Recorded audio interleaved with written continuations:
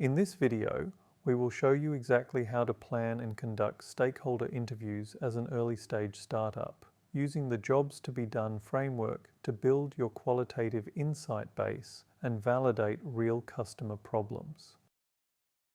When we say stakeholders, we're primarily talking about the people whose behavior will make or break your business, prospective customers, people who might switch to you from competitors, as well as other relevant stakeholders connected to your problem area.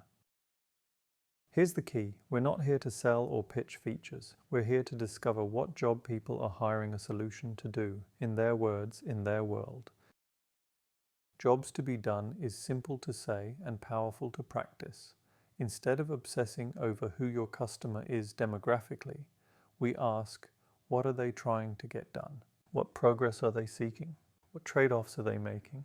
Think about it this way. When someone buys a drill, they're not buying a drill. They're hiring it to create a hole. But going deeper, they might actually be hiring it to hang a picture that makes their home feel complete. That's the real job. When you understand the job, you can validate whether a problem is real, urgent, and frequent enough to build a business around. Traditional customer interviews scratch the surface. People tell you they want faster horses when they really need a car. Jobs to be done interviews go deeper.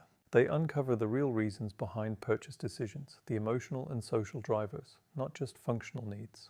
You'll discover competition from unexpected places, including the do-nothing option, and understand the exact context where your product creates value. Let's talk preparation. First, recruit the right people.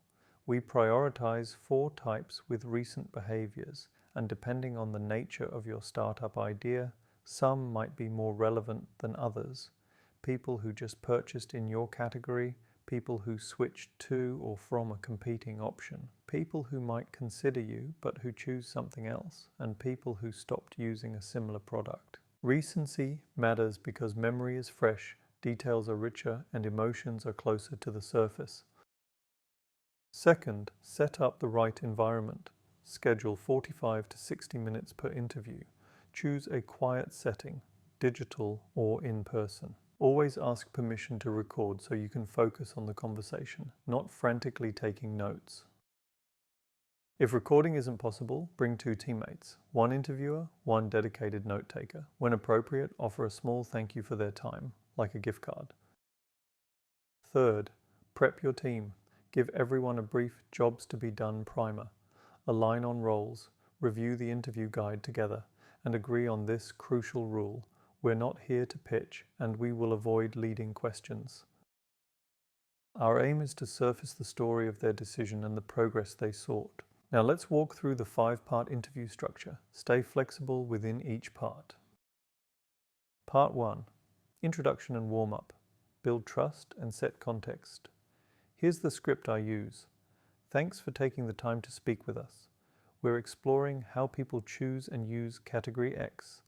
There are no right or wrong answers. Your experience is what matters. Then ask, can you tell me a bit about yourself and your role, especially as it relates to the context? Don't mention your product or brand yet. We want unbiased, authentic stories. Part 2. Discover the purchase journey. You want the full narrative from first thought to final decision. Ask, when did you first start thinking about getting this product? Then dig deeper. What happened in your life or work that pushed you to start looking? Get specific. Tell me about the exact moment you realized something needed to change. What was your day-to-day like before? Explore alternatives thoroughly. What else did you consider? Products, manual workarounds, or even doing nothing? Understand their research process. How did you search for options? And find the tipping point. What was decisive for your final choice? Throughout, use deepening prompts. Tell me more about that. How did that feel? Why was that important to you? And what did you hope would be different? Part 3.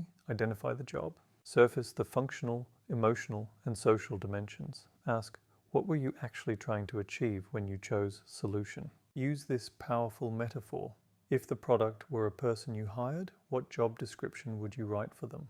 Probe expectations and risks. What problems did you hope it would solve? How did you hope your day would change after the purchase? What concerns or fears did you have before committing? Don't forget emotion and identity. How did you want to feel once this was solved? And did you expect this to affect how others perceive you or how you collaborate?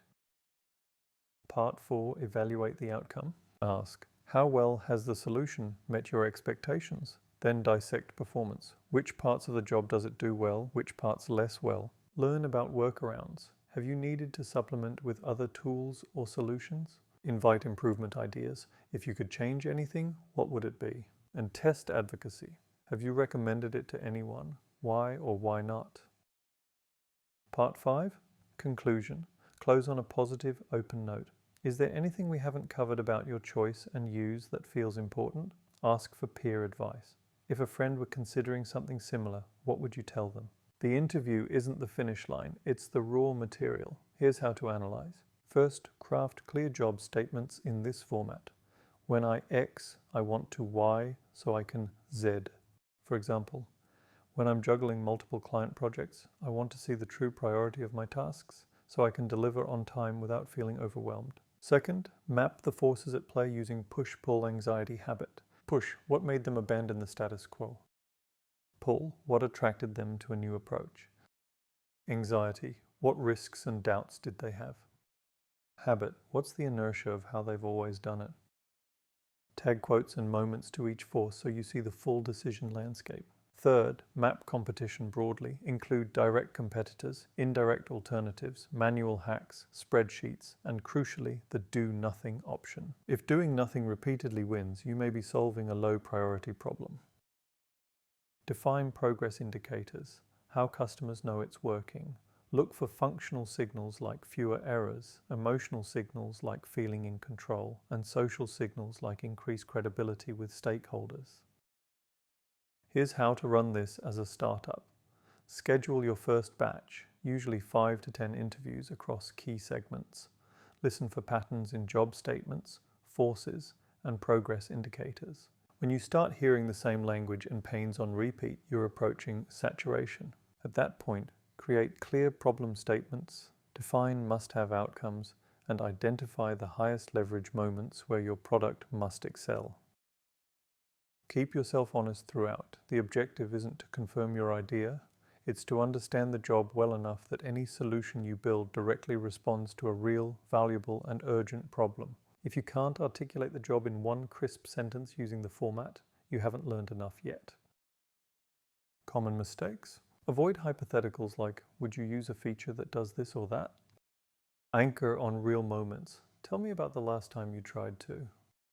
Don't jump to solutions before understanding the job.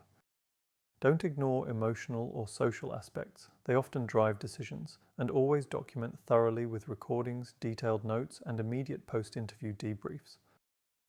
Jobs to be done interviews are a good tool for truly understanding your customers during the validation phase. They'll help you build products people actually want, create marketing messages that resonate, and ultimately build a startup that solves real problems. Remember, you're not just collecting data, you're uncovering the stories that will shape your product's future. Now line up your next 5 interviews, lead with curiosity, and let your customers show you the job they're hiring a solution to do. Thanks for watching. Your customers are waiting to tell you what they really need. Go listen.